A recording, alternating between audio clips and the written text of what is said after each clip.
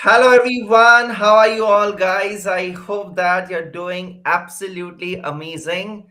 So बच्चा party आज बहुत ही खास दिन है and definitely it is going to be a big day for all of us and especially for the chartered accountants and chartered accountants fraternity पूरा की पूरा यहाँ पर लगे रहेंगे आज बजट देखने में। टैक्स टीचर तो आज एकदम मतलब क्या बोलते हैं उसे बहुत ज्यादा एक्साइटेड रहेंगे या नर्वस रहेंगे क्योंकि बहुत सारे चेंजेस आते हैं और हमेशा उनको डिटेल में सारी चीजें पढ़नी पड़ती है नेक्स्ट अटेम्प्ट के लिए, not for this attempt but for the next attempt. क्या क्या एप्लीकेबल रहेगा, क्या एप्लीकेबल नहीं रहेगा। And as a student I feel that कि even you should start watching the budget because it's very important to watch the budget. तो हम लोग आएंगे किशन सर के पास और आदि सर के पास एक एक कर। तो Kishan sir, how important it is for students to watch the budget and as a student शायद ना हमको ज्यादा समझ में नहीं आता है but still what is the importance of it and why should we watch it? Thank you टाका सर। सी, बजट सबसे पहले मैं दो तीन चीज क्लियर कर दूं। हर वो स्टूडेंट जो कि मई 26, सितंबर 26 या जैन 27 भी दे रहा है, आपको इस बजट से एग्जाम पर्पस पे कोई भी इंपैक्ट नहीं पड़ेगा। तो रेस्ट अश्योर्ड चेंजेस होंगे। बच्चा एक बार देख ले, उसको डिटेल एनालिसिस नहीं करना चाहिए क्योंकि एग्जाम के लिए रेलेवेंट नहीं है। ये रेलेवेंट होगा मई 27 एंड ऑनवर्ड से। दूसरा, अगले 2-3 दिन तक इंडिया में अचानक से 2-3 crore economist, budget analyst, finance analyst की संख्या अचानक से बढ़ जाएगी। तो ये भी देखना पड़ेगा। तीसरा, सर बजट ना, मैं हमेशा बोलता हूं कि सी एक ऐसा कोर्स है जो केवल क्लासरूम तक लिमिटेड नहीं है। जो भी आप क्लास में पढ़ते हो वो रियल लाइफ में उसका मेजॉरिटी होता है। तो जो भी आपने फाइनेंस में, एफएम में, टैक्स में, ऑडिट में, अकाउंट्स में पढ़ा है, बजट देखने का फायदा ये होता है कि बच्चा ना लिंक कर सकता है। जैसे अपार्ट फ्रॉम टैक्स अमेंडमेंट, वो तो आएगा ही, टैक्स के अपडेट्स, किस सेक्टर पे गवर्नमेंट फोकस कर रहा है, राइट वो सेक्टर बच्चा कहीं ना कहीं सीए में पढ़ा होगा। जैसे जीएसटी के एग्जामिशन चैप्टर है, अब वहां पे आज जो भी अनाउंसमेंट होगा जहां पे गवर्नमेंट फोकस करेगा, उसका इंपैक्ट जीएसटी के एग्जामिशन चैप्टर में हो जाएगा। तो कई सारे फैक्टर्स हैं जिसके कारण of माघ पूर्णिमा हो रहा है of Magh Purnima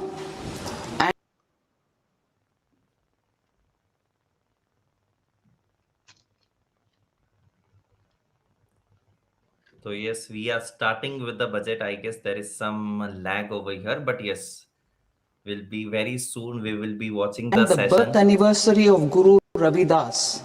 I present the budget for the year 2026-2027.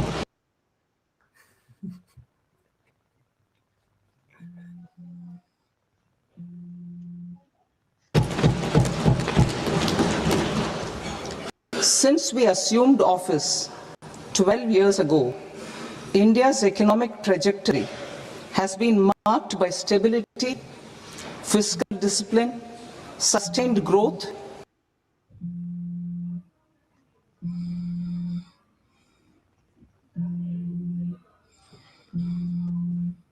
and moderate inflation. This is the result of conscious choices we have made, even in times heightened uncertainty and disruption.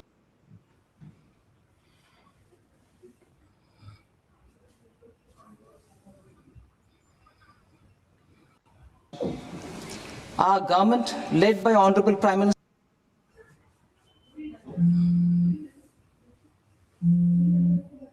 Welcome, Tuli sir. Hi Tuli sir. Modi, has decisively and consistently chosen action over ambivalence, reform over rhetoric, and people over populism. We have pursued far-reaching structural reforms, fiscal prudence and monetary stability, whilst maintaining a strong thrust on public investment. Keeping Atmanirbharta as a lodestar, we have built domestic manufacturing capacity, energy security, and reduced critical import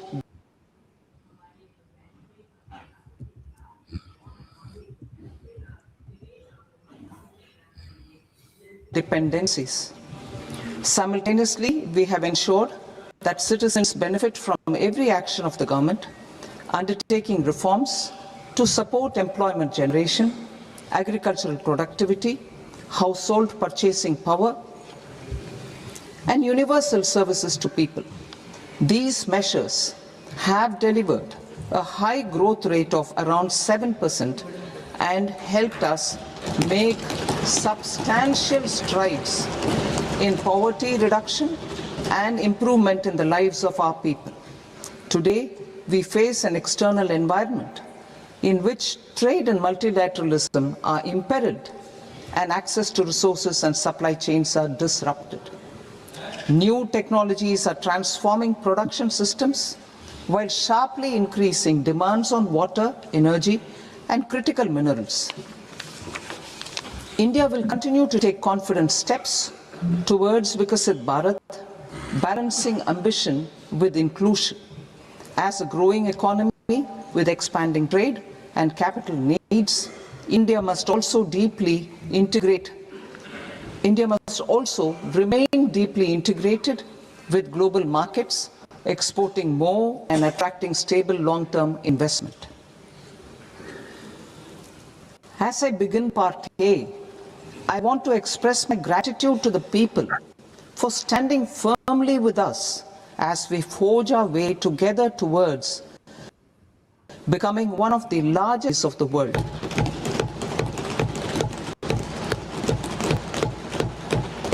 Our aim is to transform aspiration into achievement and potential into performance as we ensure that aligned with our vision of Sabka Saath, Sabka Vikas is to ensure that every family, community, region and sector has access to resources, amenities and opportunities for meaningful participation.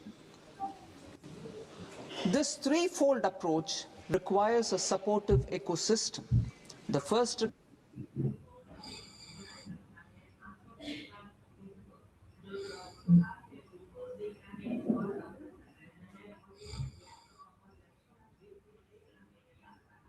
requirement is to sustain the momentum of structural reforms, continuous, adaptive and forward-looking. Second, a robust and resilient financial sector is central to mobilizing savings, allocating capital efficiently and managing risks.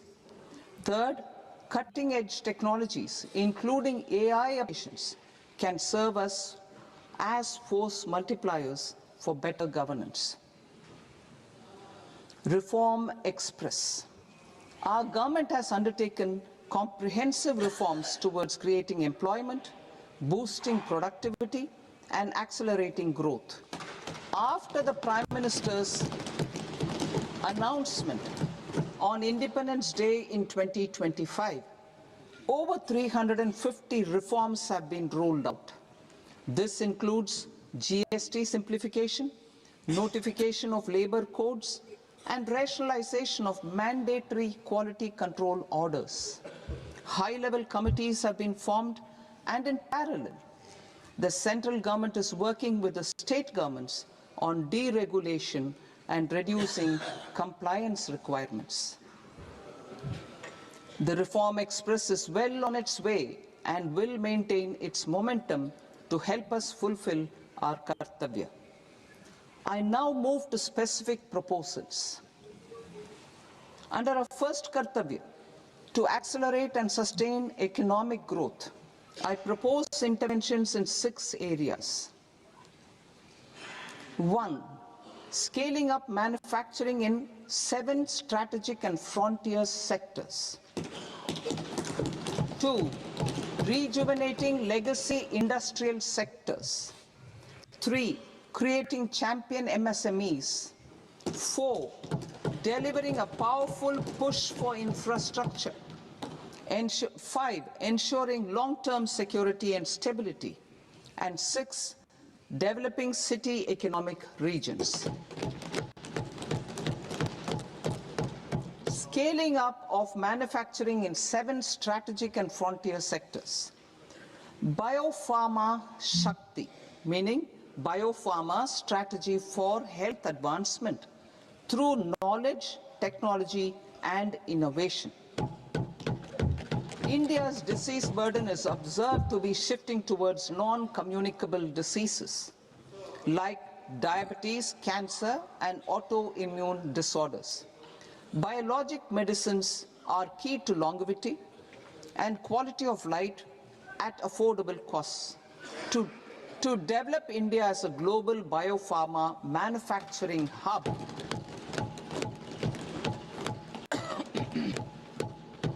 I propose the Biopharma Shakti with an outlay of 10,000 crores over the next 5 years. This will build the ecosystem for domestic production of biologics and biosimilars. The strategy will include a biopharma-focused network with 3 new national institutes of pharmaceutical education and research, popularly known as NIPERs, and upgrading 7 existing ones. It will also create a network of 1,000 accredited India clinical trials sites. We propose to strengthen the Central Drug Standard Control Organization to meet global standards and approve timeframes through approval timeframes through a dedicated scientific review cadre and specialists. India's semiconductor mission 1.0 expanded in From standing still to standing somewhere amazing with Agoda's great travel deals. See the world for less. Book now. Indian IP and fortify supply chains. We will also focus on industry-led research and training centers to develop technology and skilled workforce. The Electronics Components Manufacturing Scheme launched in April 2025 with an outlay of 22,919 crores already has investment commitments at double the targets. We propose to increase the outlay to 40,000 crores to capitalize on this momentum.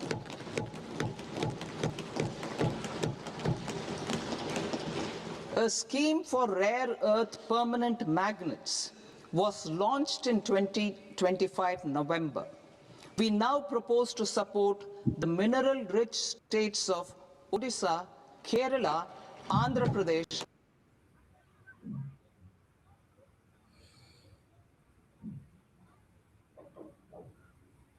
and Tamil Nadu to establish dedicated rare earth corridors to promote mining, processing, research, and manufacturing.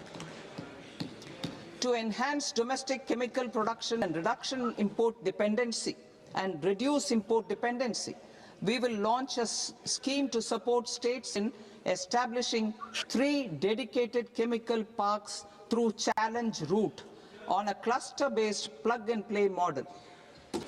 Strong capital goods.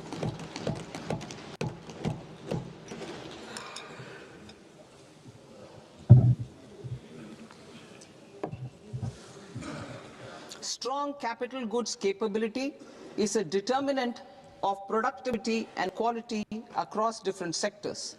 Towards building this capacity, I propose the following. High-tech tool rooms will be established by central public sector enterprises at 2 locations as digitally enabled automated service bureaus that locally design, test, and manufacture high-precision components at scale and at lower cost. 2. A scheme for enhancement of construction and infrastructure equipments will be introduced to strengthen domestic manufacturing of high-value and technologically advanced CIE. This can range from lifts in a multi-storied apartment or firefighting equipment in multiplexes, large or small, and to tunnel boring equipments for building metros and high-altitude roads. I also propose a scheme for container manufacturing to create a globally competitive container manufacturing ecosystem with a budgetary allocation of 10,000 crores over a 5-year period. For the labor-intensive textile sector, I propose an integrated program with 5 subparts. 1.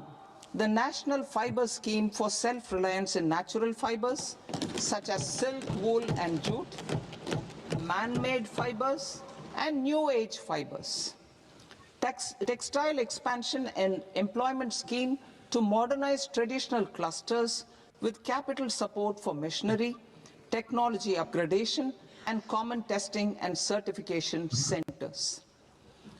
3. The National Handloom and Handicraft Program to integrate and strengthen existing schemes and ensure targeted support for weavers and artisans.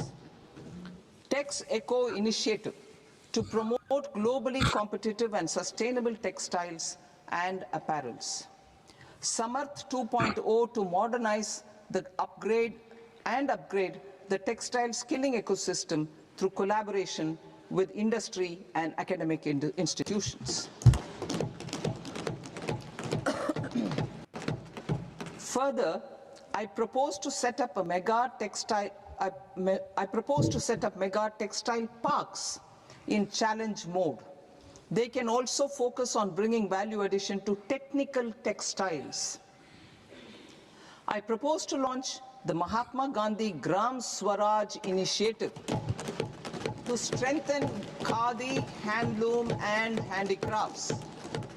This will help in global market linkage and branding. It will streamline and support training, skilling, quality of process, and production. This will benefit our weavers, village industries, one district, one product, ODOP initiative, and also our rural youth. India has the potential to emerge as a global hub for high quality, affordable sports goods. I propose a dedicated initiative for sports goods that will promote manufacturing, research, and innovation in equipment design as well as material sciences. Rejuvenation of legacy industrial clusters. I propose to introduce a scheme to revive 200 legacy industrial clusters to improve their cost competitiveness and efficiency through infrastructure and technology upgradation. Creating champion SMEs and supporting micro enterprises. Recognizing MSMEs as a vital engine of growth, I propose a 3-pronged approach to help them grow as champions. Equity support. I propose to introduce a dedicated 10,000 crores SME growth fund to create future champions, incentivizing enterprises based on select criteria. I also propose to top up the Self-Reliant India Fund, set up in 2021, with 2,000 crores to continue support to micro enterprises and maintain their access to risk capital. Liquidity support. With TREDS, more than 7 lakh crore has been made available to MSMEs. To leverage its full potential, I propose 4 measures. 1. Mandate TREDS as the transaction settlement platform for all purchases from MSMEs by CPSEs, serving as a benchmark for other corporates. 2. Introduce a credit guarantee support mechanism through CGT-MSE for invoice discounting on TREDS platform. 3. Link GEM with TREDS for sharing information with financiers about government purchases from MSMEs, encouraging cheaper and quicker financing. 4. Introduce TREDS receivables as asset-backed securities, helping develop a secondary market, enhancing liquidity and settlement of transactions. Professional support. Government will facilitate professional institutions such as the ICAI, ICSI, ICMAI to design short-term modular courses and practical tools to develop a cadre of corporate mitras, especially in Tier 2 and Tier 3 towns. These accredited para-professionals will help MSMEs meet compliance requirements at affordable costs. Infrastructure. During this past decade, our government has undertaken several initiatives for large-scale enhancement of public infrastructure, including through new financing instruments such as Infrastructure Investment Trust (InvITs) and Real Estate Investment Trust (REITs), and institutions like NIIF and NABFID. We shall continue to focus on developing infrastructure in cities with over 5 lakh population, that is Tier 2, Tier 3 cities, which have expanded to become growth centers. Public capital expenditure has increased manifold from 2 lakh crore in 2014-15 to an allocation of 11.2 lakh crore in BE 25-26. In this coming year, that is financial year 2026-27, I propose to increase it to 12.2 lakh crores to continue the momentum. To strengthen the confidence of private developers regarding risks during infrastructure development and construction phase, I propose to set up an infrastructure risk guarantee fund to provide prudentially calibrated partial credit guarantee to lenders. Over the years, REITs have emerged as a successful instrument for asset monetization. I propose to accelerate recycling of significant real estate assets of the CPSEs through the setting up of dedicated REITs. To promote environmentally sustainable movement of cargo, I propose to 1. Establish new dedicated freight corridors connecting Dankuni in the east to Surat in the west.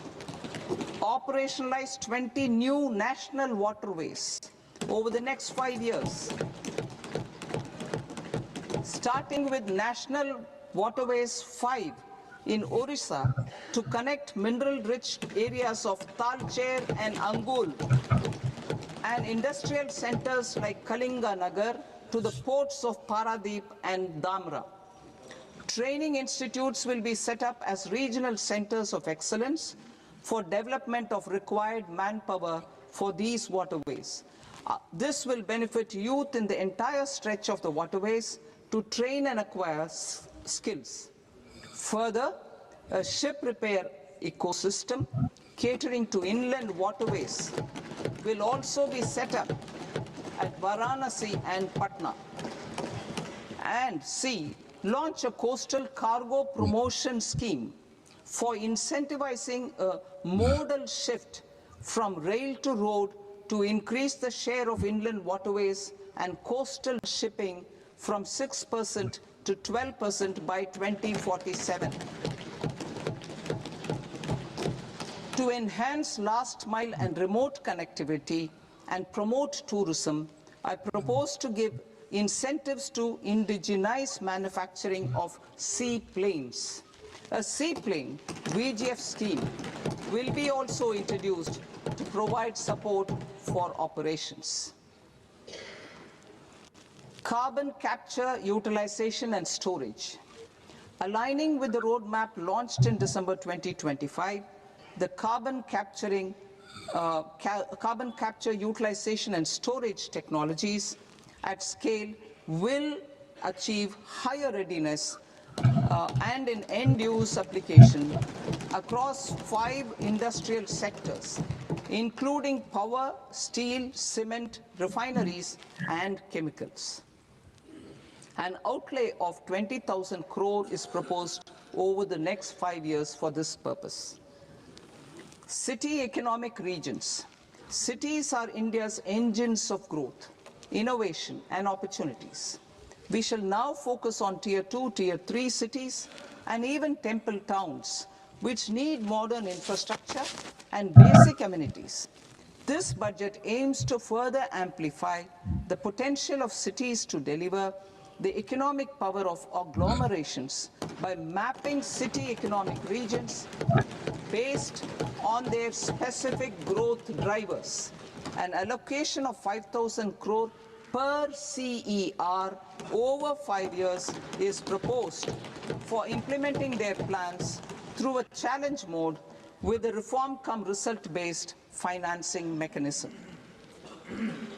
In order to promote environmentally sustainable passenger systems, we will develop 7 high-speed rail corridors between cities as growth connectors, namely Mumbai to Pune, Pune to Hyderabad, Hyderabad to Bengaluru, Hyderabad to Chennai, Chennai to Bengaluru, Delhi to Varanasi, Varanasi to Siliguri.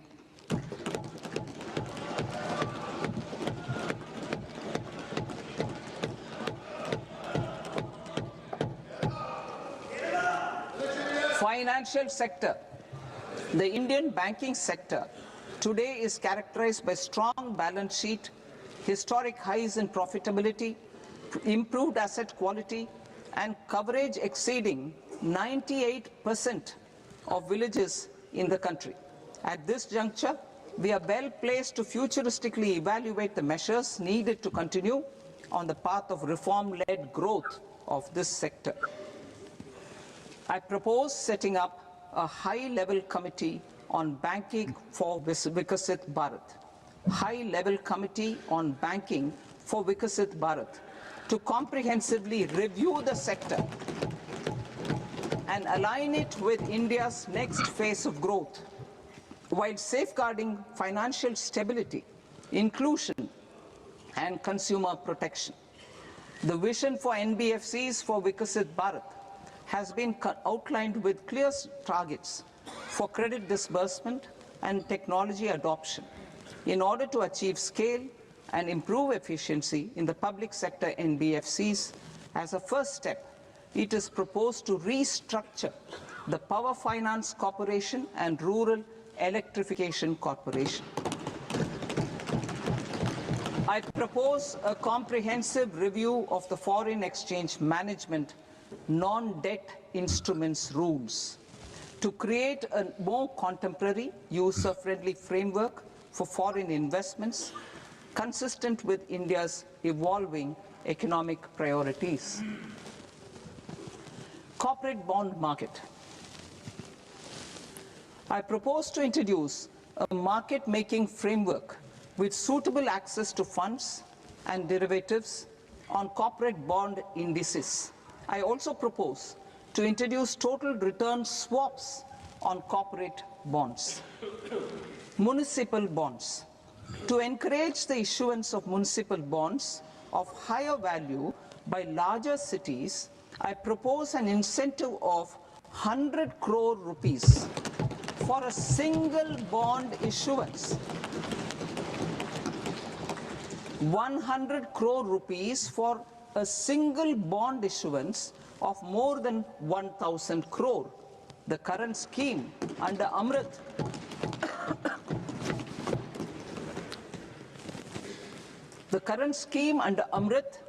which incentivizes issuances up to 200 crores only, will also continue to support smaller and medium towns. That will also continue to support the smaller and medium towns. Ease of doing business. Individual persons resident outside India, PROI, will be permitted to invest in equity instruments of listed Indian companies through the portfolio investment scheme. It is also proposed to increase the investment limit for an individual PROI under the scheme from 5% to 10% with an over. Now, every time you hear about an unfortunate car incident, what is the first thought that comes to your mind? Insurance, hai na? But real heroes don't wait for accidents. They make safety a habit.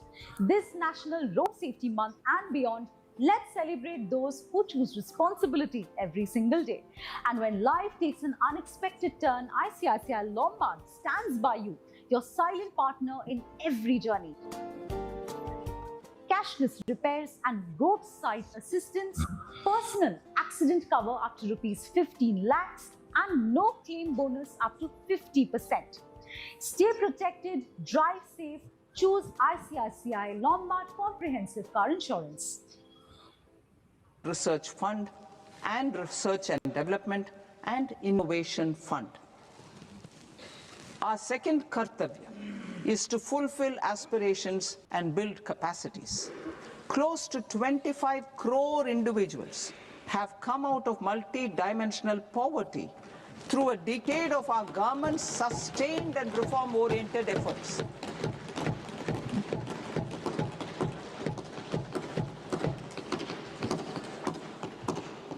Our government has therefore decided to place a renewed emphasis on the service sector to provide a pathway to fulfilling aspirations of a youthful India with the following measures.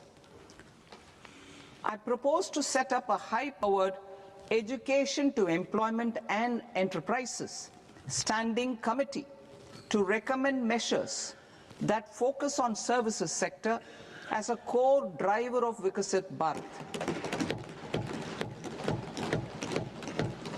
This will make us a global leader in services with a 10% global share by 2047.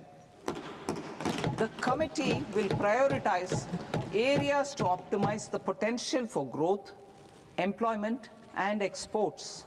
They will also assess the impact of emerging technologies, including AI, on jobs and skill requirements and propose measures thereof. To create a range of skilled career pathways, a new range of skilled career pathways for our youth, I propose interventions in the following sectors. Health. Existing institutions for allied health professionals will be upgraded and new AHP institutions established in private and government sectors. This will cover 10 selected disciplines, including optometry, radiology, anesthesia, OT technology, applied psychology and behavioral health, and add 1 lakh AHPs over the next 5 years. A strong care system covering geriatric and allied care services will be built. A variety of NSQF-aligned programs will be developed to train multi-skilled caregivers, combining core care and allied skills such as wellness, yoga, and operation of medical assistive devices. In the coming year, 1.5 lakh caregivers will be trained.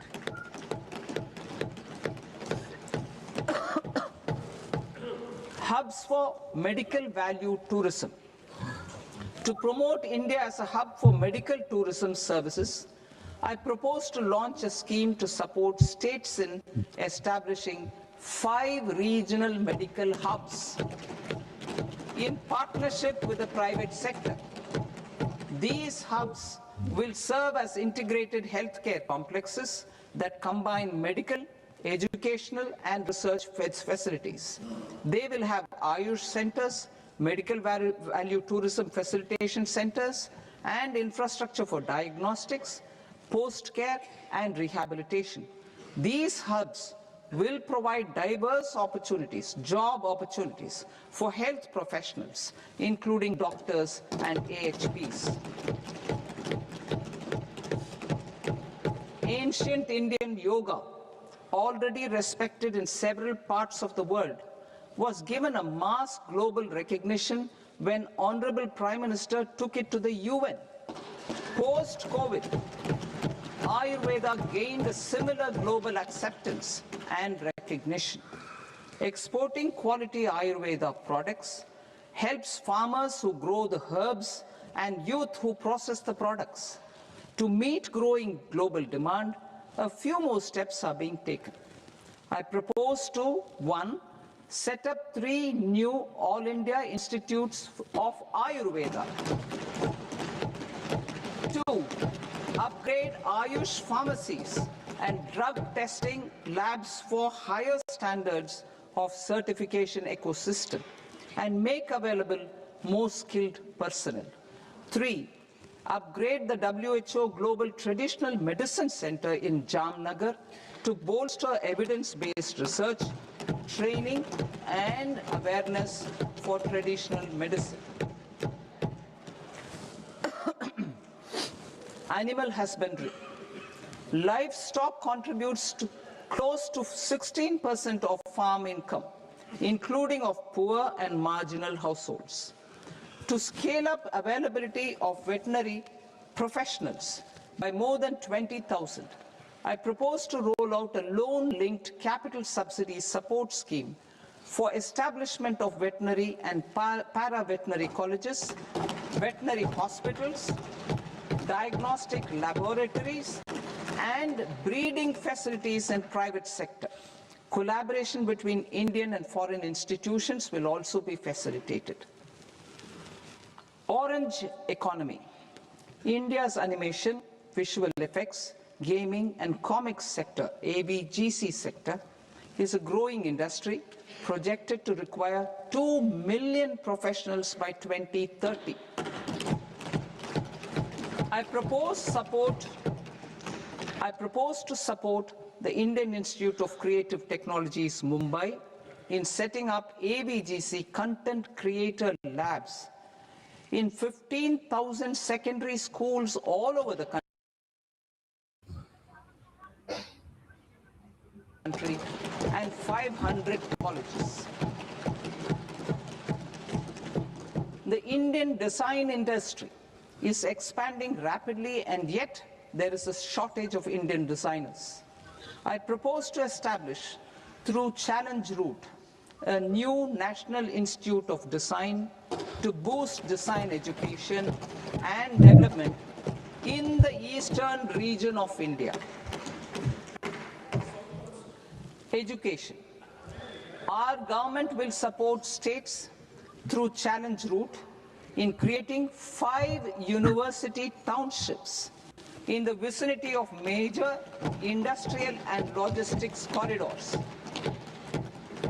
These planned academic zones will host multiple universities, colleges and research institutions, skill centers and residential complexes.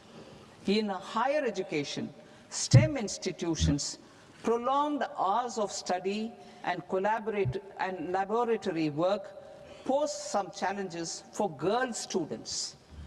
Through VGF, Viability Gap Funding and capital support, 1 girls' hostel will be established in every district.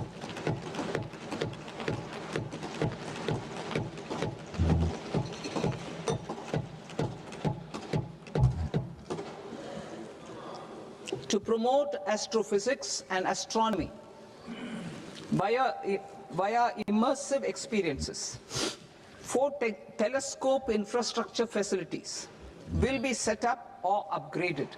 The National Large Solar Telescope, the National Large Optical Infrared Telescope, the Himalayan Chandra Telescope, and the Cosmos 2 Planetarium.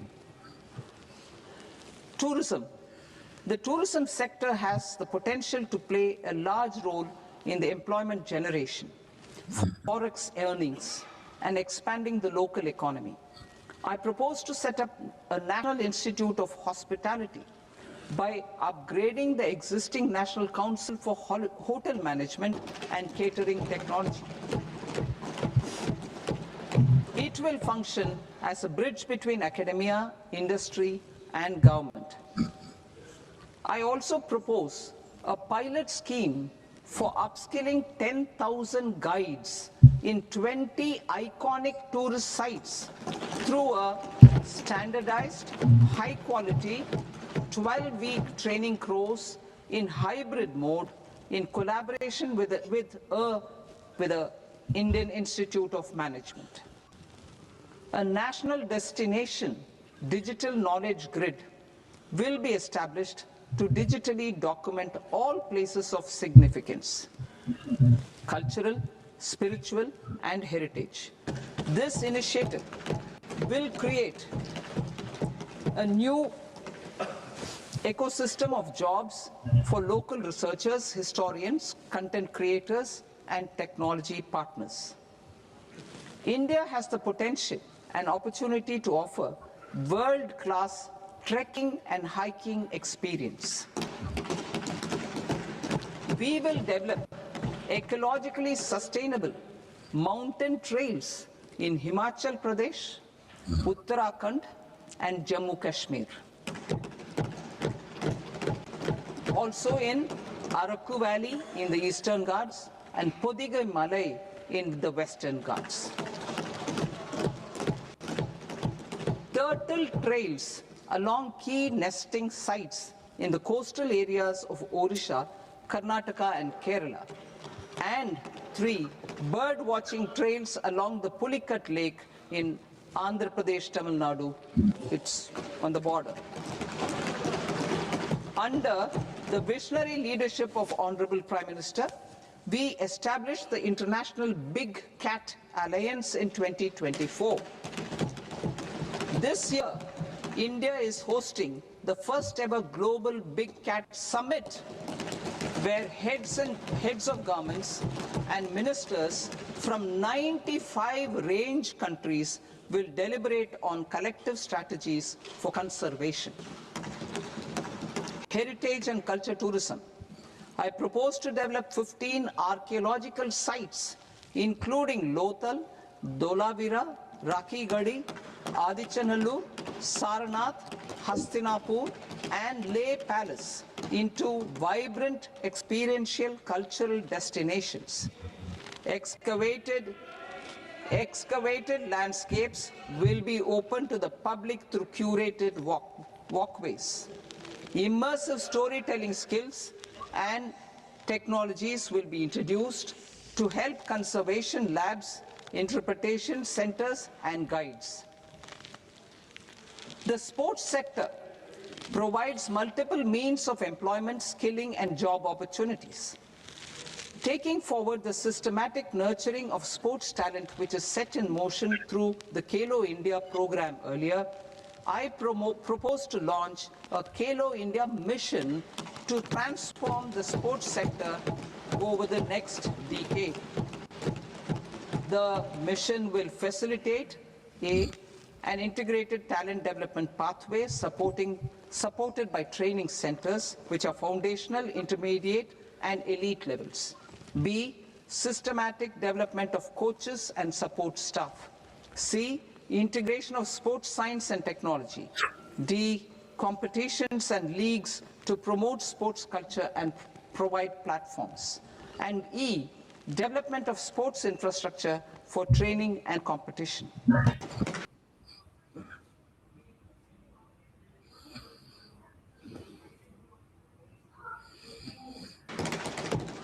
Our third Kartavya aligns with our vision of Sabka Saath, Sabka Vikas towards Vikasit Bharat. This requires targeted efforts for 1, increasing farmer incomes through productivity enhancement and entrepreneurship, with special attention to small and marginal farmers.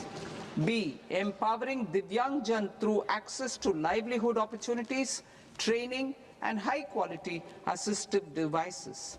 C, empowering the vulnerable to access mental health and trauma care. D, focus on the Purvodaya states and the Northeast region to accelerate development and employment opportunities. Fisheries. We will undertake initiatives for integrated development of 500 reservoirs and Amrit Sarovars to strengthen the fisheries value chain in coastal areas, and enable market linkages involving startups and women-led groups together with fish farmer producer organizations. Animal husbandry. To provide quality employment opportunities in rural and peri-urban areas, we will support the animal husbandry sector in entrepreneurship development through A credit-linked subsidy program, B, scaling up and modernization of livestock enterprises, C, enhanced creation of livestock, dairy, and poultry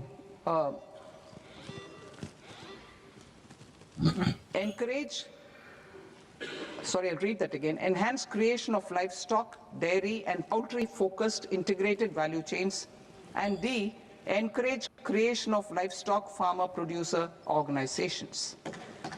High-value agriculture.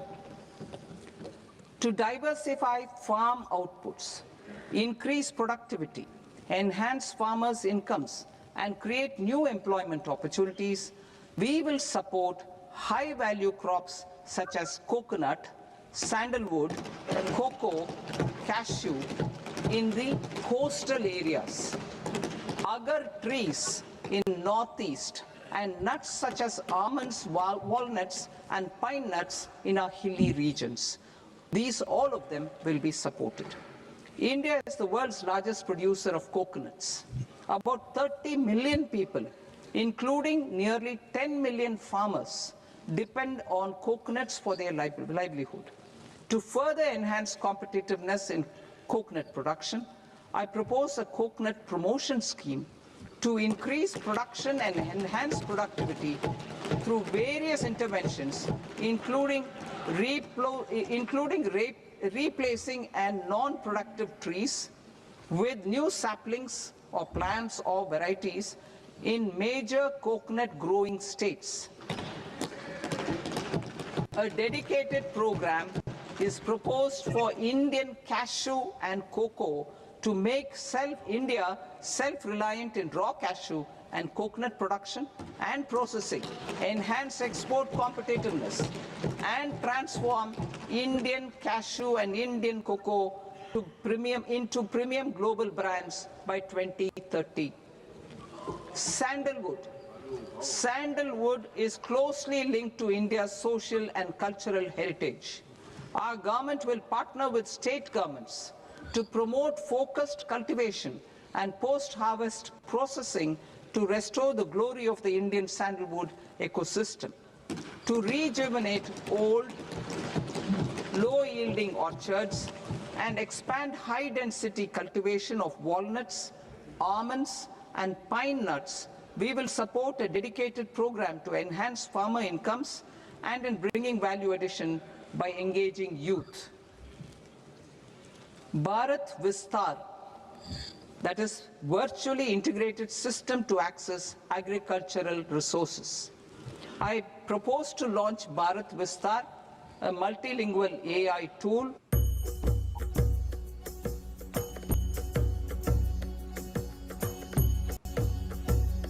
package on agricultural practices with AI systems. This will enhance farm productivity, enable better decisions for farmers, and reduce risk by providing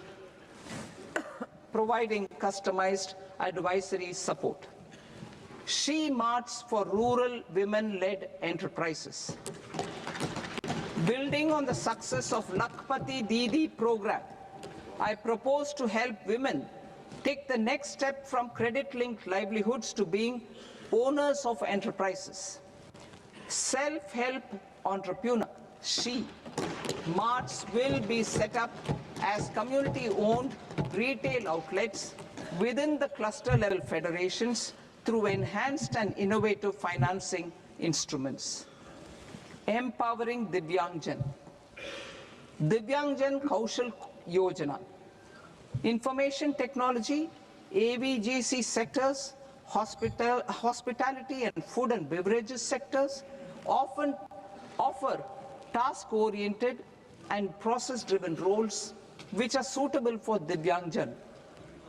We will ensure dignified livelihood opportunities through industry relevant and customized training specific to each Divyangjan group. Divyang Sahara Yojana, timely access to high quality assistive devices for all eligible Divyangjan is a fundamental need. I propose to 1. Support the Artificial Limbs Manufacturing Corporation of India, ALIMCO, to set up and to scale up production of assistive devices, invest in R&D and AI integration, strengthen PM Divyasha Kendras, and support setting up of assistive technology marts as modern retail style centers where Divyangjan and senior citizens can see, try and purchase assistive products. Reaffirming our commitment to mental health and trauma care. There are no national institutes for mental health care in North India. We will therefore set up a NIMHANS 2 and also upgrade national mental health institutes in Ranchi and in Tezpur as regional apex institutions. Emergencies expose families, particularly the poor and vulnerable, to unexpected expenditure. We will strengthen and increase these capacities by 50% in district hospitals by establishing emergency and trauma care centers. Focus on Purvodaya states and northeastern regions. Purvodaya, I propose the development of an integrated East Coast industrial corridor with a well-connected node at Durgapur, creation of 5 tourism destinations in 5 Purvodaya states, and the provision of 4,000 e-buses.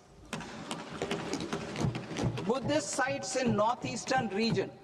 The northeastern region is a civilizational confluence of Theravada and Mahayana or Vajrayana traditions. I propose to launch a scheme for development of Buddhist circuits in Arunachal Pradesh, Sikkim, Assam, Manipur, Mizoram, and Tripura. The scheme will cover preservation of temples and monasteries, pilgrimage interpretation centers, connectivity, and pilgrim amenities. 16th Finance Commission. On 17th November 2025, the 16th Finance Commission submitted its report to the President.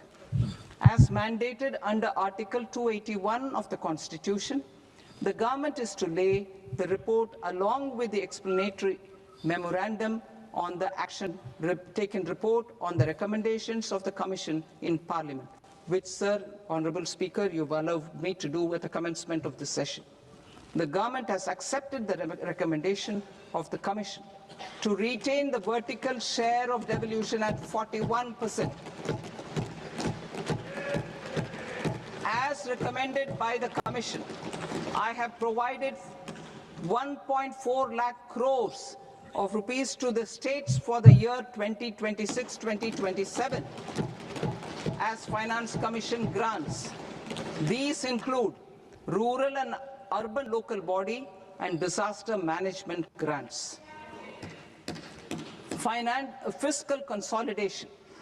Government has been delivering on our fiscal commitments consistently without compromising on social needs. To strive towards accepted standards of fiscal management in Budget 25-26, I had indicated that the central government would target reaching a debt to GDP ratio of 50 plus or minus 1% by 2030-31. In line with this, the debt to GDP ratio is estimated to be 55.6% of GDP in BE 26-27, compared to 56.1% of GDP in RE 25-26. A declining debt to GDP ratio will gradually free up resources for priority sector lending and expenditure by reducing the outgo on interest payments. One of the main operational instruments for debt targeting is the fiscal deficit. I am happy to inform this august House that I fulfilled my commitment made in 2021-2022 to reduce fiscal deficit below 4.5% of GDP by 25-26. In RE 25-26, the fiscal deficit has been estimated at par with BE of 2025-26 at 4.4% of GDP. In line with the new fiscal prudence path of debt consolidation, the fiscal deficit in BE 26-27 is estimated to be 4.3% of the GDP.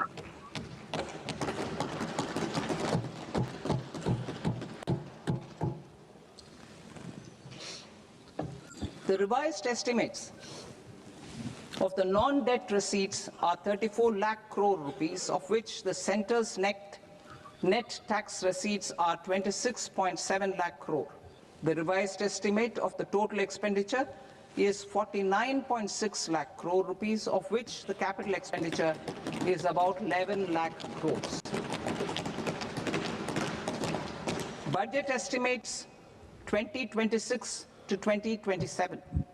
Coming to 26-27, the non-debt receipts and the total expenditure are estimated as 36.5 lakh crore and 53.5 lakh crore respectively. The centre's net tax receipts are estimated at 28.7 lakh crore rupees. To finance the fiscal deficit, the net market borrowings from dated securities are estimated at 11.7 lakh crore rupees. The balance financing is expected to come from small savings and other sources. The gross market borrowings are estimated at 17.2 lakh crore rupees. I'll now move to Part B. Part B, direct taxes.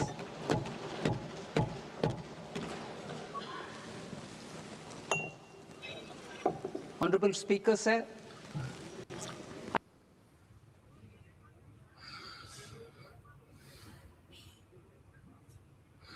I now present my proposals on direct taxes.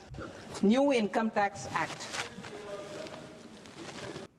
In July 2024, I announced a comprehensive review of the Income Tax Act 1961. This was completed in a record time, and the Income Tax Act 2025 will come into effect from 1st April 2026. The simplified income tax rules and forms will be notified shortly, giving adequate time to taxpayers to acquaint themselves with its requirements. The forms have been redesigned such that ordinary citizens can comply without difficulty. Ease of living. I propose that any interest awarded by the Motor Accident Claims Tribunal to a natural person will be exempt from income tax, and any TDS on this account will be done away with.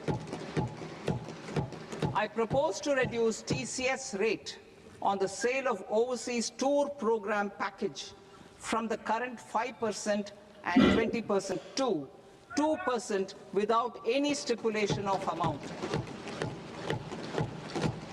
I propose to reduce TCS rate for pursuing education and for medical purposes under the Liberalized Remittance Scheme, popularly known as LRS, from 5% to 2%. Supply of manpower services is proposed to be specifically brought within the ambit of payment to contractors for the purpose of TDS to avoid ambiguity. Thus, TDS on these services will be at the rate of either 1% or 2% only. I propose a scheme for small taxpayers, wherein a rule-based automated process will enable obtaining a lower or nil deduction certificate instead of filing an application with the assessing officer. For the ease of taxpayer holding securities in multiple companies, I propose to enable depositories to accept Form 15G or Form 15H from the investor and provide it directly to various relevant companies. I propose to extend time available for revising returns from 31st December to up to 31st March with the payment of a nominal fee. I also propose to stagger the timeline for filing of tax returns. Individuals with ITR 1 and ITR 2 returns will continue to file till 31st July, and non-audit business cases or trusts are proposed to be allowed time till 31st August. TDS on sale of immovable property by a non-resident is proposed to be deducted and deposited through resident buyers and his or her PAN-based challan instead of requiring a TAN, which is a temporary accounting number. To address practical issues of small taxpayers like students, young professionals, tech employees, relocated NRIs, and such others, I propose to introduce a one-time 6-month foreign asset disclosure scheme for these taxpayers to disclose income or assets below a certain size. The scheme would be applicable for two categories of taxpayers, namely A, who did not disclose their overseas income or assets, and B, who disclosed their overseas income and or paid due tax but could not declare the asset acquired. For category A, the limit of undisclosed income or asset is proposed to be up to 1 crore rupees. They need to pay 30% of fair market value of asset or 30% of undisclosed income as tax and 30% as additional income tax in lieu of penalty, and would thereby get immunity from prosecution. For category B, asset value is proposed to be up to 5 crore rupees. Here, immunity from both penalty and prosecution will be available with a payment of fee of 1 lakh rupees. Rationalizing penalty and prosecution. Multiplicity of proceedings are hindrance to the ease of doing business. I propose to integrate assessment and penalty proceedings by way of a common order for both. There will be no interest liability on the taxpayer on the penalty amount for the period of appeal before the first appellate authority, irrespective of the outcome of appeal process. Further, quantum of prepayment is being reduced from 20% to 10% and will continue to be calculated only on core tax demand. As an additional measure for reducing litigation, I propose to allow taxpayers to update their returns even after reassessment proceedings have been initiated, and an additional 10% tax rate over and above the rate applicable for the relevant year. The assessing officer will then use only this updated return in his proceedings. There is already a framework for immunity from penalty and prosecution in the cases of underreporting. I propose to apply this framework for immunity to misreporting too. However, in such a case, the taxpayer will need to pay 100% of the tax amount as an additional income tax over and above the tax and interest due. Penalties for certain technical defaults, such as failure to get accounts audited, non-furnishing of transfer pricing audit report, and default in furnishing statement for financial transactions, are proposed to be converted into fee.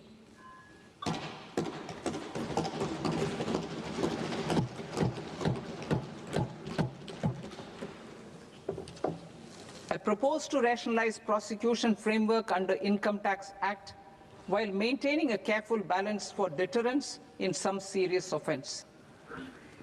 Non-production of books of account and documents and requirement of TDS payment where payment is made in kind are being decriminalized.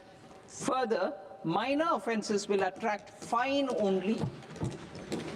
The remaining prosecutions will be graded commensurate with the quantum of offence. They will entail only simple imprisonment with maximum imprisonment reduced to 2 years and power to courts to convert even those into fines. There is no penalty. There is no penalty presently for non-disclosure of non-immovable foreign assets with aggregate value less than 20 lakh rupees. I propose to also provide them with immunity from prosecution with retrospective effect from 1/10/2024.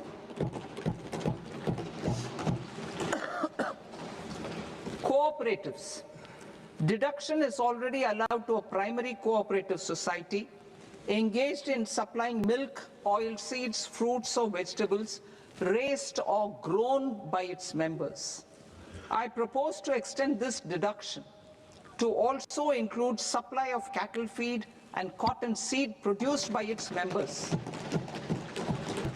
I propose to allow inter-cooperative society dividend income as deduction under the new tax regime to the extent it is further distributed to its members.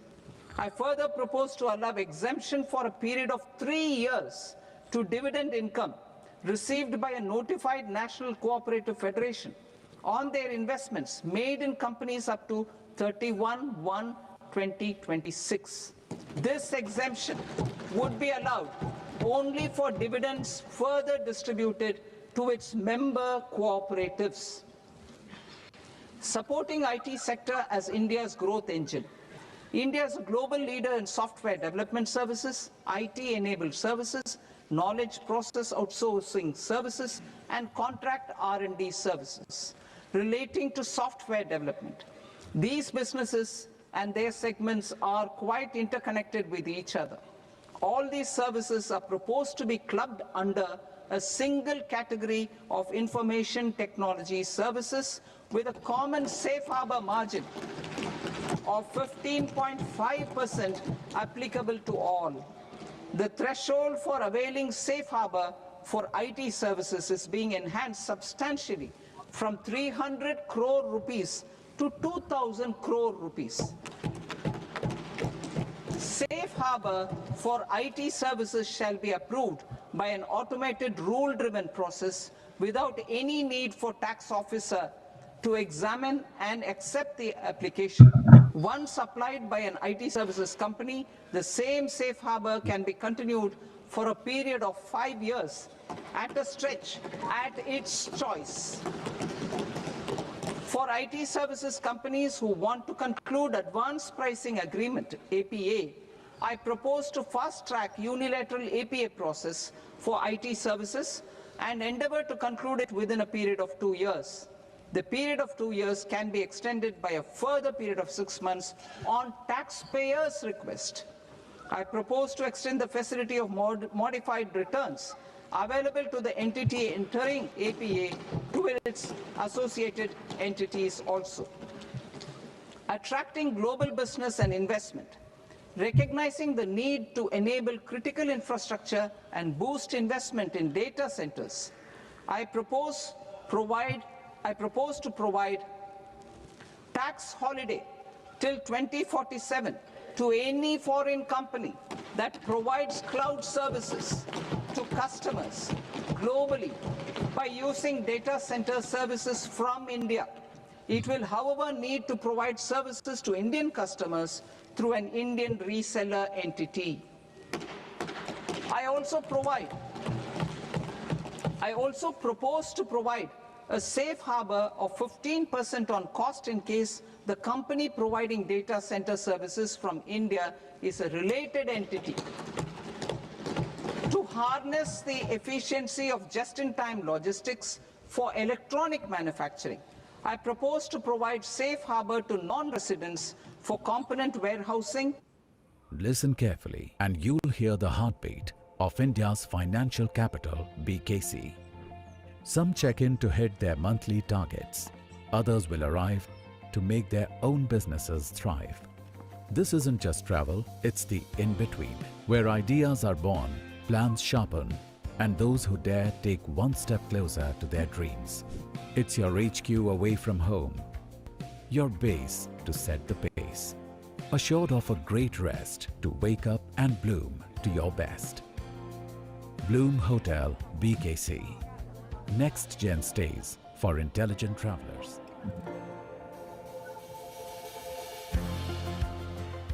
Global, non-India sourced income of a non-resident expert for a stay period of 5 years under notified schemes. I propose to provide exemption from minimum alternate tax, the MAT, to all non-residents who pay tax on presumptive basis. Tax administration. I propose to constitute a joint committee of Ministry of Corporate Affairs and Central Board of Direct Taxes for incorporating the requirements of income computation and disclosure standards, the ICDS, in the Indian Accounting Standards, IND AS itself. Separate accounting requirement based on ICDS will be done away with from the tax year 27-28. To support Prime Minister Modi's vision of homegrown accounting and advisory firms to become global leaders, I propose to rationalize the definition of accountant for the purposes of safe harbor rules. Other tax proposals. Change in taxation of buyback was brought in to address the improper use of buyback route by promoters. In the interest of minority shareholders, I propose to tax buyback for all types of shareholders as capital gains. However, to disincentivize misuse of tax arbitrage, promoters will pay an additional buyback tax. This will make effective tax 22% for corporate promoters. For non-corporate promoters, the effective tax will be 30%. TCS rate for sellers of specific goods, namely alcoholic liquor, scrap, and minerals, will be rationalized to 2%, and that on Tendu leaves will be reduced from 5% to 2%. I propose to raise the STT on futures to 0.05% from the present 0.02%. STT on options premium and exercise of options are both proposed to be raised to 0.15% from the present rate of 0.1% and 0.125% respectively. We reformed the taxation landscape for corporates in 2019 by providing them a simplified regime with lower tax rate so that they could productively focus on business rather than on claim of deductions and exemptions. To encourage companies to shift to the new regime, set off of brought forward MAT credit, minimum alternate tax credit, is proposed to be allowed to companies only in the new regime. Set off using available MAT credit is proposed to be allowed to an extent of 1/4 of the tax liability in the new regime. MAT is proposed to be made final tax, so there will be no further credit accumulation from 1st April 2026. In line with this change, the rate of final tax is being reduced to 14% from the current MAT rate of 15%. The brought forward MAT credit of taxpayers accumulated till 30th March 2026 will continue to be available to them for set-off as above. Indirect taxes. I shall now take up proposals related to indirect taxes. My proposals for customs and central excise aim to further simplify the tariff structure, support domestic manufacturing, promote export competitiveness, and correct inversion in duty. To continue weeding out long continuing customs duty exemptions, I propose to remove certain exemptions on items which are being manufactured in India or where the imports are negligible. Similarly, to further simplify the process of ascertaining the rate of duty applicable on a particular item, I propose to incorporate certain effective rates in various customs notifications to the tariff schedule itself. I shall now take up sector-specific proposals. Promotion of exports of marine, leather, and textile products. I propose to increase the limit for duty-free imports of specified inputs used for processing seafoods for export from the current 1% to 3% of FOB value of the previous year's export turnover. I also propose to allow duty-free imports of specified inputs, which is currently available for exports of leather or synthetic footwear, to exports of shoe uppers as well. I propose to extend the time period for export of final product from the existing 6 months to 1 year for exporters of leather or textile garments, leather or synthetic footwear, and other leather products. Energy transition and security. I propose to extend the basic customs duty exemption given to capital goods used for manufacturing lithium-ion cells for batteries to those used for manufacturing lithium-ion cells for battery energy storage systems also. I propose to exempt basic customs duty on import of sodium antimonate for use in manufacture of solar glass. Nuclear power. I propose to extend the existing basic customs duty exemption on imports of goods required for nuclear power projects till the year 2035 and expand it for all nuclear plants irrespective of their capacity. Critical minerals. It is proposed to provide basic customs duty exemption to the import of capital goods required for the processing of critical minerals in India. Biogas blended CNG. I propose to exclude the entire value of biogas while calculating the central excise duty payable on biogas blended CNG. Civil and defense aviation. I propose to exempt basic customs duty on components and parts required for the manufacture of civilian training and other aircrafts. It is proposed to exempt basic customs duty on raw materials imported for the manufacture of parts of aircraft to be used in maintenance, repair, or overall requirements by units in the defense sector. Electronics. To deepen value addition in the consumer electronics sector, I propose to exempt basic customs duty on specified parts used in the manufacture of microwave ovens. Special economic zone.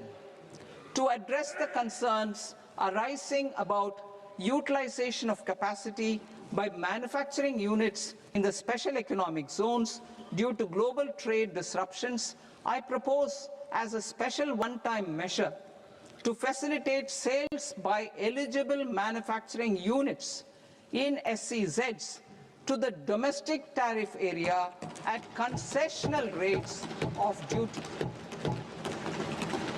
The quantity of such sales will be limited to a prescribed proportion of their exports. Necessary regulatory changes will be undertaken to operationalize the measures while ensuring level playing field for the units working in the DTA. Ease of living.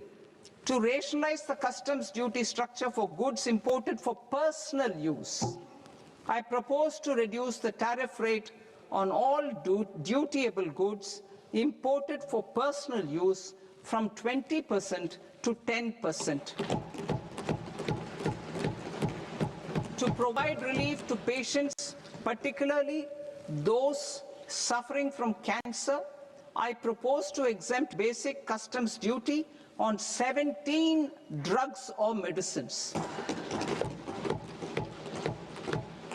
I propose also to add 7 more rare diseases for the purposes of exempting import duties on personal imports of drugs, medicines, and food for special medical purposes used in their treatment. Customs process. India's role and share in the global trade is poised for a major leap in line with our ambition and journey towards Viksit Bharat. In this regard, I propose many measures for custom processes to have minimal intervention for smoother and faster movement of goods and greater certainty to the trade. Trust-based systems.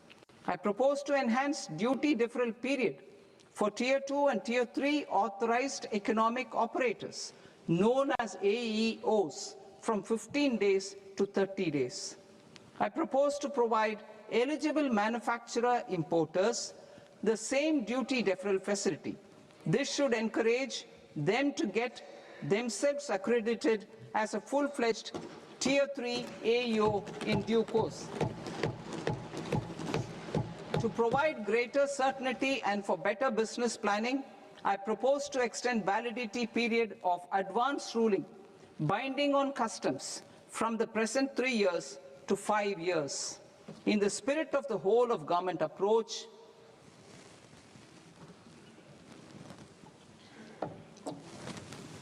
government agencies will be encouraged to leverage AEO accreditation for preferential treatment in clearing their cargo. Regular importers with trusted, long-standing supply chains will be recognized in the risk system so that the need for verification of their cargo every time can be minimized. Export cargo using electronic sealing. Export cargo using electronic sealing will be provided through clearance from the factory premises to the ship. For import of goods not needing any compliance, filing of bill of entry by a trusted importer and arrival of goods will automatically notify customs for completing their clearance formalities. This will enable goods to be released immediately on arrival. The customs warehouse framework will be transformed into a warehouse operator-centric system with a self-declarations, electronic tracking, and risk-based audit. These reforms will move away from the current system of officer-dependent approvals and reduce transaction delays and compliance costs. Ease of doing business. Approvals required for cargo clearance from various government agencies will be seamlessly processed through a single and interconnected digital window by the end of the financial year. Processes involved in clearance of food, drugs, plant, and animal and wildlife products, accounting for about 70% of interdicted cargo, will be operationalized on this system by April 2026 itself. For goods not having any compliance requirement, clearance will be done by customs immediately after online registration is completed by the importer, subject to the payment of duty. Customs integrated system will be rolled out in 2 years as a single integrated and scalable platform for all customs processes. Utilization of non-intrusive scanning with advanced imaging and AI technology for risk assessment will be expanded in a phased manner with the objective to scan every container across all the major ports. New export opportunities to support Indian fishermen to fully harness the economic value of marine resources beyond our territorial waters, the following measures will be taken. A. Fish catch by an Indian fishing vessel in exclusive economic zone or on the high seas will be made free of duty. Landing of such fish on foreign port will be treated as export of goods. Safeguards will be put in place to prevent misuse during fish catch, transit, or transshipment. To support aspirations of India's small businesses, artisans, and startups to access global markets through e-commerce, I am pleased to announce complete removal of the current value cap of 10 lakh rupees per consignment on courier exports. In addition, handling of rejected and returned consignments will be improved with effective use of technology for identifying such consignments. I propose to revise provisions governing baggage clearance during international travel to address genuine concerns of passengers. The revised rules will enhance duty-free allowances in line with the present-day travel realities and provide clarity in temporary carriage of goods brought in or taken out. There are honest taxpayers who are willing to settle disputes by paying all their dues, but they get deterred due to negative connotation associated with penalty. They will now be able to close cases by paying an additional amount in lieu of penalty. Honorable Speaker, sir, with this, I commend the budget to this august House. Jai Hind.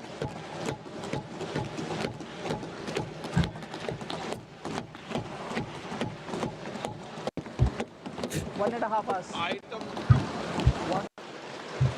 Item number 3 माननीय वित्त मंत्री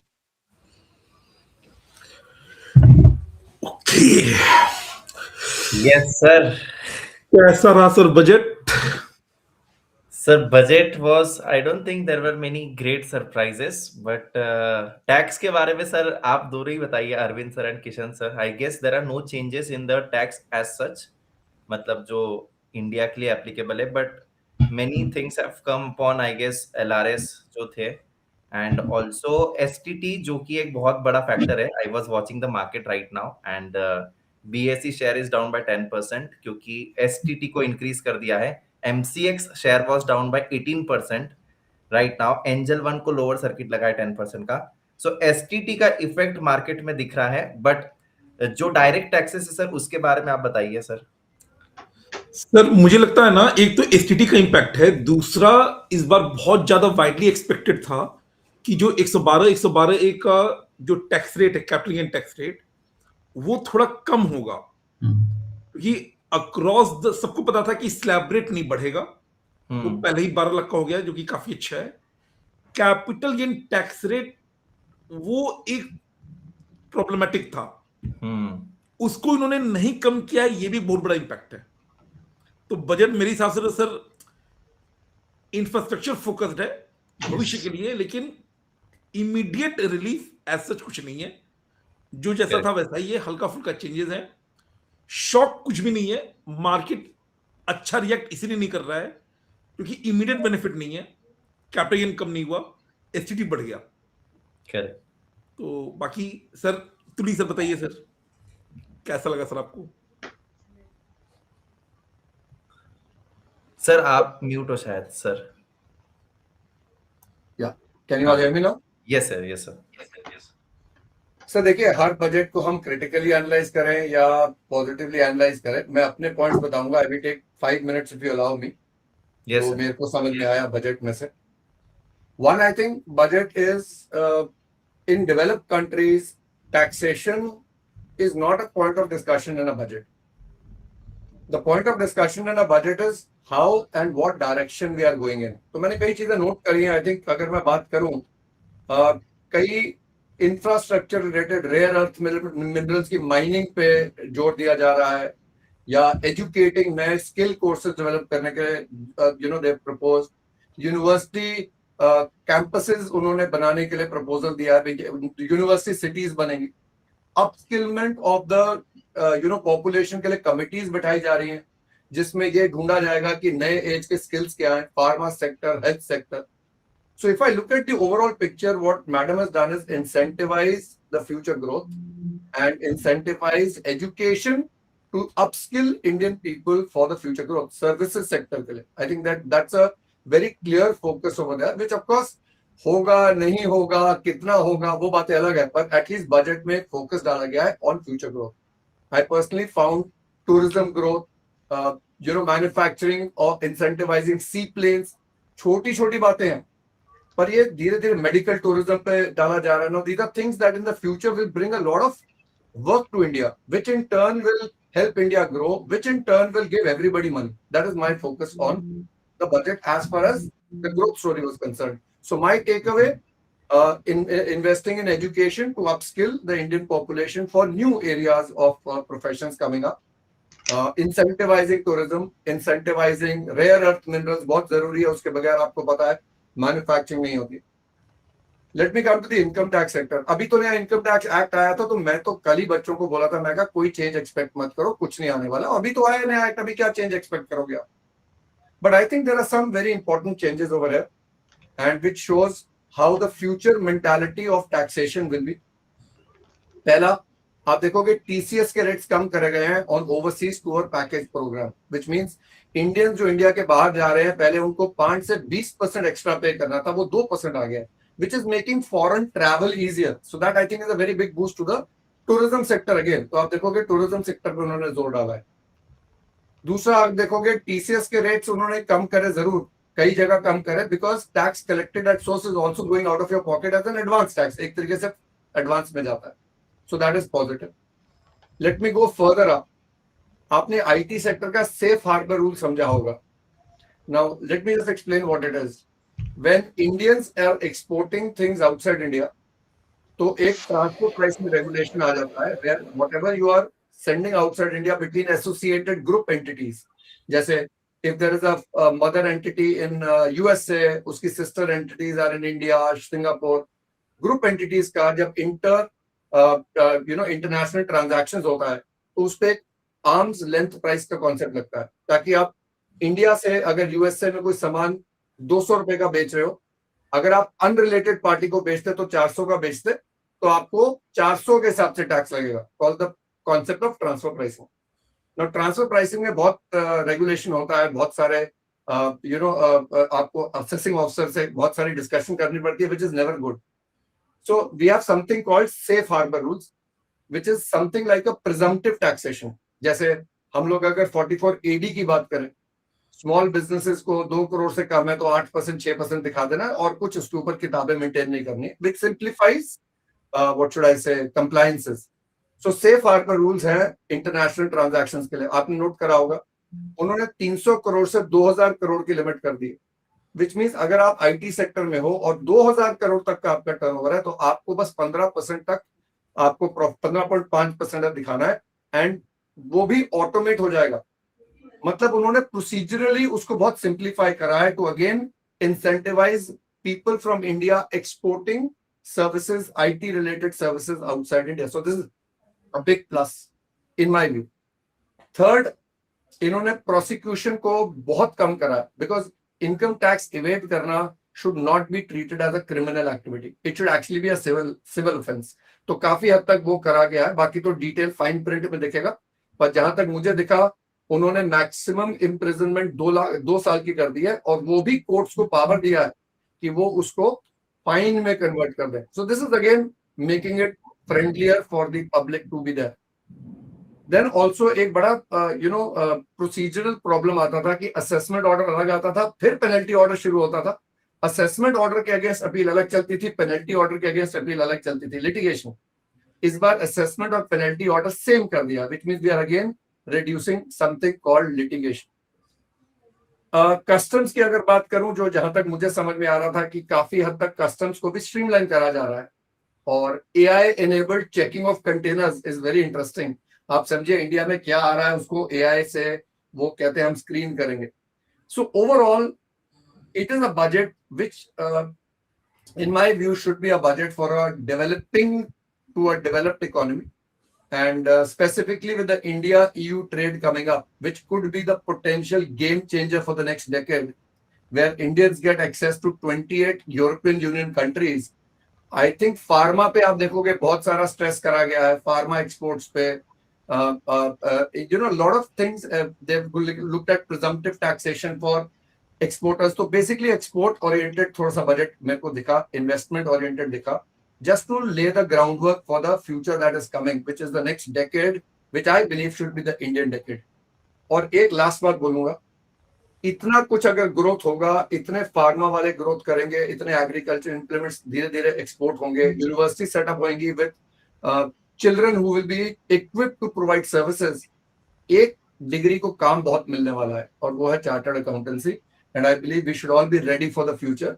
this India EU trade gives Indian accounting firms a great booster, which I believe we should capitalize. So कुछ बच्चों को ICI को इस पे capitalise करके एक कोर्स निकालना चाहिए या अपने एग्जिस्टिंग कोर्स में इंटीग्रेट करना चाहिए, how to handle this growth in the next decade.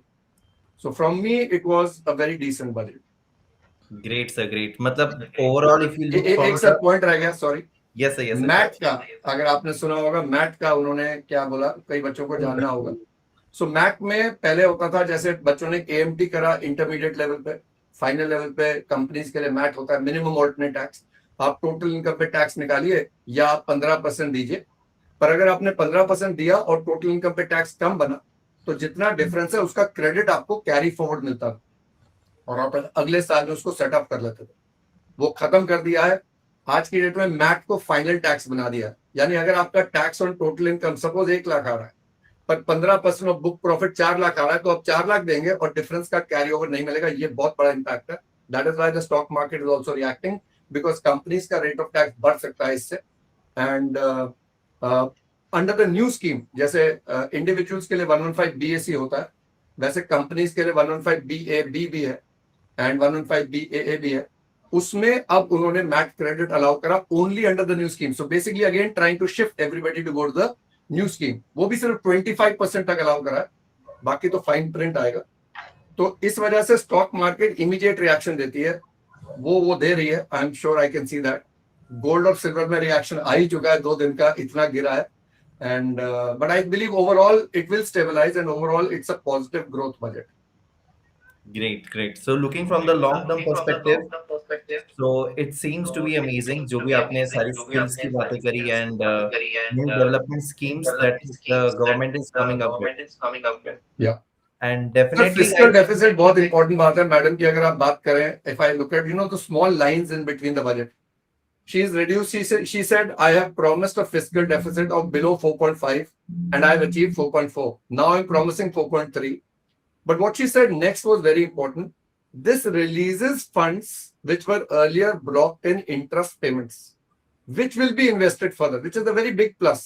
आप समझिए, फिस्कल डेफिसिट जैसे कम होता है, इसका मतलब है आपका जो पैसा इंटरेस्ट पेमेंट्स में जा रहा है वो थोड़ा रिलीज हो रहा है, which we are saving on payment of interest, which can be invested in the country. So I believe it's a positive growth. It's a positive growth. That's really amazing.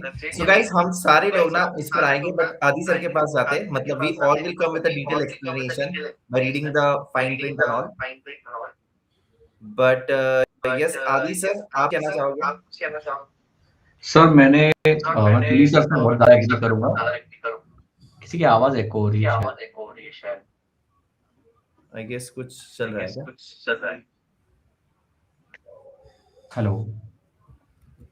Hello. Yes sir. चलिए, मैं I will add one last part. Sorry, जैसे जैसे पढ़ रहा हूँ याद आ रही बातें. एक बहुत मेजर जो उन्होंने इंसेंटिवाइज करा ना सर, डेटा सेंटर्स को इंसेंटिवाइज करा. Yes. Tax holiday till 2047, which is now telling every foreign company, come set up data centers in India and you export the data services and you have no income tax. And this is till 2047. Now, data centers are the new gold actually. So I think that's again incentivizing the Indian story by making India the hub for services and manufacturing, rare earth minerals. So I believe, yes, I think I'm a little happy with the budget, because अगर वो tax के rates पर 24 लाख से 30 लाख भी कर देते वो फायदा नहीं होगा जितना आपके लिए जनरेशन ऑफ अपॉर्चुनिटीज का जहां पर अपॉर्चुनिटी मिल रही है. I think that is a big plus. Yes आदि सर. Yes sir.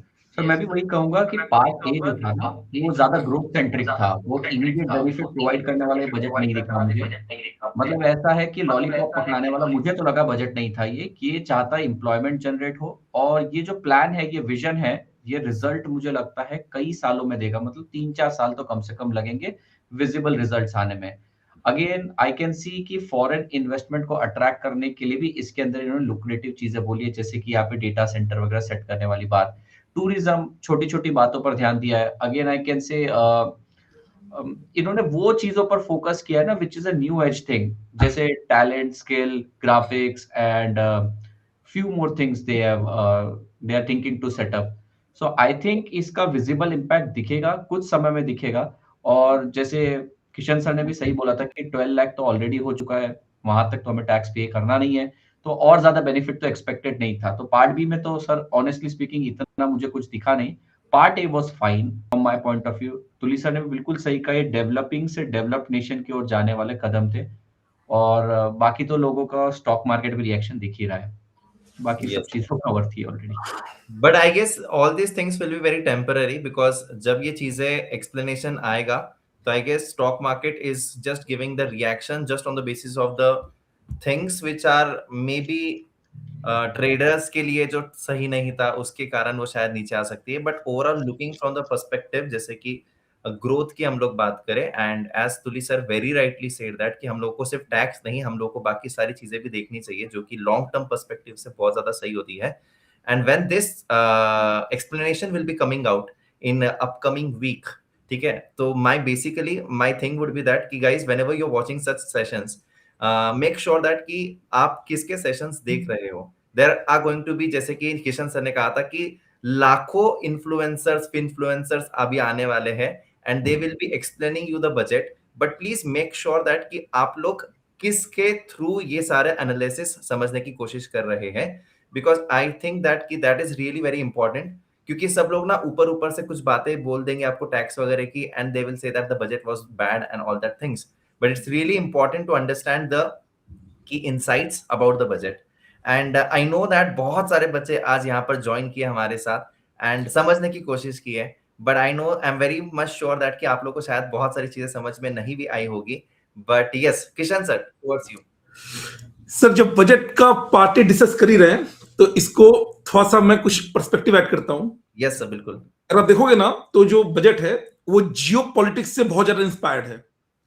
3 राइवल जो हमारे आसपास हैं, पाकिस्तान, बांग्लादेश एंड चाइना. और मैं एक की बात करूं, अभी रिसेंटली बांग्लादेश अगेंस्ट इंडिया ने 2-3 ऐसे कदम चले हैं जो कि नॉर्मल पब्लिक को पता ही नहीं है. इस बजट में भी ना उसका एक बहुत अच्छा छाप देखने को मिल रहा है. फॉर एग्जाम्पल, पूरा बांग्लादेश का पूरा एक्सपोर्ट डिपेंड करता है उसके एपरल इंडस्ट्री पे, टेक्सटाइल नहीं. नॉर्मली बच्चों को क्या लगता है कि टेक्सटाइल मतलब कपड़ा. Answer is no. 2 अलग इंडस्ट्री होती है. टेक्सटाइल मतलब होगा धागा जो कॉटन से बनता है. एपरल मतलब उस धागे को यूज करके आप कपड़ा बना के जब एक्सपोर्ट मारते हो. इंडिया का टेक्सटाइल इंडस्ट्री स्ट्रांग है, एपरल इंडस्ट्री कंपैरेटिवली पीछे है. बांग्लादेश का एपरल इंडस्ट्री बहुत मजबूत है, इंडिया से भी ऊपर है, वो वर्ल्ड में 2nd नंबर पे है. इंडिया ने इस बजट में एपरल इंडस्ट्री पे फोकस किया है. और ईयू इंडिया का जो एफटीए हुआ है जिसमें 0% हम लोग एक्सपोर्ट कर सकते हैं, ये डायरेक्टली हिट करेगा बांग्लादेश के एक्सपोर्ट्स को. तो अभी तक क्या होता था कि इंडिया ना, जब पुरानी सरकार थी बांग्लादेश की, वी अलाउड देम कि भाई हम लोग टेक्सटाइल पे फोकस करते हैं, आप एप्पल पे फोकस करो एंड दोनों बढ़ते हैं. एपरल इंडस्ट्री पे फोकस इस बार, अगर आपने सुना होगा, वर्ड यूज हुआ है टेक्सटाइल एंड एपरल.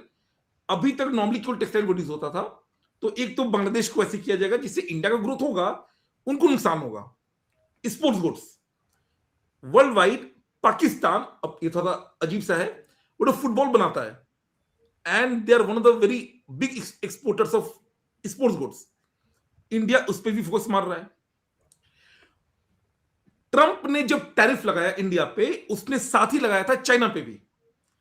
चाइना के सामने यूएस को पीछे हटना पड़ा, क्योंकि जब यूएस ने टैरिफ लगाया चाइना पे, चाइना ने सीधा रिप्लाई किया कि बेटा तुम टैरिफ लगाओ, हम रेयर अर्थ मेटल का एक्सपोर्ट ही बंद कर देंगे।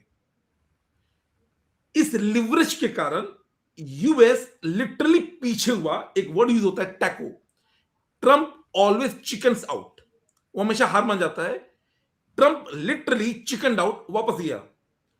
इंडिया पे 50% टैरिफ इसलिए लगा हुआ है क्योंकि इंडिया के पास ऐसा कोई लिवरेज है ही नहीं, अभी तो नहीं है।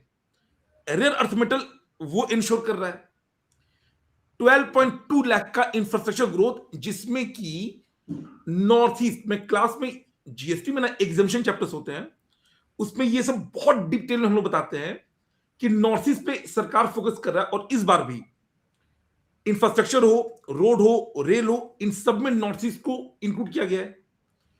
रेलवे में दामोकत नहीं है, बट जो 7 हाई स्पीड कॉरिडोर्स बन रहा है, अब जैसे वंदे भारत आप देख ही रहे होगे, बुलेट ट्रेन का बात हो रहा है, इसके अलावा 7 हाई स्पीड कॉरिडोर हो रहा है एंड डेडिकेटेड फ्रेट कॉरिडोर। एक कहावत है कि US is rich because their roads are better. एक उल्टा कहावत है कि their roads are better hence they are rich, कि अगर आपका ट्रांसपोर्टेशन बेटर है तो पूरा रॉ मटेरियल फास्ट मूव करेगा, मैन्युफैक्चरिंग जो फिनिश गुड्स होगा वो फास्ट मूव करेगा। तो रेलवे में डेडिकेटेड फ्रेट कॉरिडोर और 12 लाख प्लस का, 12 लाख करोड़ प्लस का इंफ्रास्ट्रक्चर सपोर्ट। तो ये बात तो सही है कि ये लॉन्ग टर्म बजट है, इमीडिएट रिलीफ नहीं है। कई सारी अच्छी बातें। अच्छा, एक पॉइंट आईसीआई को सरकार ने बोला है, CS, CA and CM institute को, कि जैसे बैंक के बैंक मित्राज होते हैं, वैसे कॉर्पोरेट मित्र जैसा कोई शॉर्ट टर्म कोर्स इशू किया जाए। अब ये शॉर्ट टर्म कोर्स सीए के लिए होगा या नॉर्मल 12th वाले बच्चों के लिए होगा, ये थोड़ा देखने वाली बात है। गर्ल एजुकेशन में भी काम हुआ है, हर डिस्ट्रिक्ट में हॉस्टल, क्योंकि सही बात है हर जगह हायर एजुकेशन नहीं है, लोग को बाहर जाना पड़ता है, तो गर्ल्स हॉस्टल वगैरह। अगर आप देखोगे एक टर्म यूज हुआ था, टेम्पल टूरिज्म। तो एक तो मेडिकल टूरिज्म होता है इंडिया में। आई अंडरस्टैंड कि हेल्थ केयर कई लोगों को महंगा लगता है, but it is nothing when compare to US. तो सबसे बकवास यूएस का है, यूरोप का महंगा है बट कई जगह पे फ्री है। इंडिया में उनके कंपैरिजन बहुत सस्ता है, तो कई लोग इंडिया आते हैं, वो एक बहुत अच्छा है। और टेम्पल इकोनॉमी को कैसे ग्रो किया जाए। अभी मैं अयोध्या गया था, and sir the kind of development, उन्होंने बड़े बड़े होर्डिंग लगाए हैं कि पहले क्या था और अभी क्या है। इकोनॉमिक एक्टिविटी बहुत ग्रो हुई है, 400 करोड़ का तो टैक्स पे किया गया है। एक शहर जो कि आज से 3 साल पहले 50 करोड़ टैक्स नहीं जनरेट करता होगा, अब इन्होंने एक बुद्धिस्ट सर्किट क्रिएट किया है, अगेन नॉर्थ ईस्ट में, अरुणाचल वगैरह। अरुणाचल कहां है? चाइना के बॉर्डर पे। तो बजट जो बनाया गया है, अपार्ट फ्रॉम बेसिक नंबरिंग वगैरह, इसमें बहुत हद तक इन सब चीजों का भी ध्यान रखा गया है। बाकी तो चलता रहेगा। Yes sir, that's really amazing guys. तो मतलब रेयर अर्थ की बात करिए और जो कनेक्शन है ना, दैट इज रियली अमेजिंग जो किशन सर ने भी बताया है। टेक्सटाइल का connection with the Bangladesh, sports का जो ला रहे हैं, that connection with the Pakistan. These are the factors that we actually need to look into. And जो कि शायद ना, मतलब मैं वही कह रहा था कि आपको किसके थ्रू ये एनालिसिस समझना चाहिए, वो भी बड़ा इंपॉर्टेंट रहता है। And every one of us will come with some of the videos, and yes, definitely do watch it because you are the future chartered accountants and आपको ये सारी चीजें पता होनी चाहिए। धीरे धीरे आप भी ये सेकेंड लेवल थिंकिंग जो है, यहाँ पर जो बात हो रही थी, उस पर आप समझना शुरू कर दोगे, and that will really help you a lot in your future coming life. May be any aspect, may be आपको कंसल्टेंसी देनी है, आपको टैक्सेस को समझना है, आपको इन्वेस्टमेंट्स करना है, any part of your life, you're definitely going to understand it and you would be able to interpret the things. So I think sir we are good with this, and maybe हम लोग सब बाद में फिर से दोबारा आएंगे, हम लोग इस पे चर्चा करेंगे और छोटे मोटे वीडियोस बनाते रहेंगे हमारे बच्चों के लिए। and it was really amazing guys, and thank you everyone. Tata, bye bye and take care. Bye bye. Thank you sir. Yes.